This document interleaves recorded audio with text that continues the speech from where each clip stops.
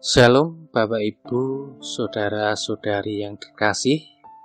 Selamat pagi, selamat bertemu kembali dalam program Resapi Renungan Sapaan Iman GKJ Margoyudan Surakarta. Baiklah Bapak Ibu, Saudara-saudari yang terkasih, sebelum kita belajar dan merenungkan firman Tuhan pada hari ini, terlebih dahulu kita berdoa kepada Tuhan. Mari kita berdoa. Tuhan Yesus yang baik, kami mengucap syukur padamu ya Tuhan, di mana Engkau telah bimbing kami, sertai kami di dalam kami tidur tadi malam. Sehingga tidur tadi malam tiada suatu halangan apapun. Dan kami mengucap syukur padamu Tuhan, di mana Engkau telah bangunkan kami pada pagi hari ini penuh kesegaran dan damai sejahtera. Sebentar lagi Tuhan, kami akan belajar firman-Mu. Kiranya kami belajar firman-Mu ini, Engkau berkenan hadir untuk membimbing dan menyertai kami, sehingga kami tahu akan kebenaran firman-Mu. Ampuni Bapa segala kesalahan dan dosa-dosa kami. Hanya di dalam nama Tuhan Yesus Kristus, kami telah berdoa dan mengucap syukur. Amin.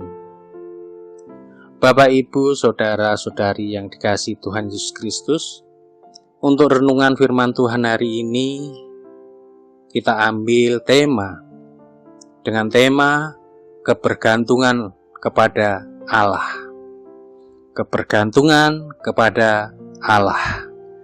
Dan sebagai landasan firman Tuhan terambil dari Injil Lukas pasal 22 ayat 42. Injil Lukas pasal 22 ayat 42. Yang demikian firman Tuhan. Ya Bapakku, jikalau engkau mau, ambillah cawan ini daripadaku. Tetapi bukanlah kehendakku, melainkan kehendak-Mu-lah yang terjadi. Bapak, Ibu, Saudara-saudari yang dikasihi Tuhan Yesus Kristus, pada momen antara hidup dan mati, Yesus berani berkata, agar kehendak Bapa sajalah yang terjadi. Yesus lulus. Ya, Yesus berhasil melaksanakan kehendak Bapa. Ini kabar baik untuk kita yang percaya kepadanya. Untuk membawa kita sungguh-sungguh percaya kepada Dia yang telah mencurahkan darahnya untuk kita. Ketika merenungkan bagaimana kepercayaan kepada Kristus, berarti taat kepada Dia dengan sepenuh hati. Kalau dalam bahasa Jawanya, injih kanthi gumolongeng manah. Ketaatan ini adalah kehidupan yang sadar benar bahwa kita yang telah mati oleh karena dosa-dosa kita, tetapi oleh karena kebangkitan Kristus, kita dapat hidup dan taat kepada Dia. Bapak, Ibu, Saudara-saudari yang dikasihi Tuhan, bergantung kepada Allah bukan berdasarkan kekuatan dan kebenaran kita, melainkan berdasarkan kekuatan dan keindahan dan kesempurnaan Yesus Kristus. Kabar baiknya lagi, bahwa Roh Kudus yang dianugerahkan kepada kita, Dialah jaminan untuk di dalam kelangsungan kehidupan kita. Kebergantungan kepada Allah sama seperti Yesus yang selalu melaksanakan kehendak Allah. Demikianlah kepuasan kita di dalam Yesus adalah perjalanan hidup yang seperti Yesus perintahkan, yaitu kasihilah sesamamu manusia seperti dirimu sendiri. Hanya kepuasan di dalam Kristus, melihat salibnya dan terus-menerus merenungkan firman-Nya. Dia setiap hari selalu ada di dalam kehidupan kita.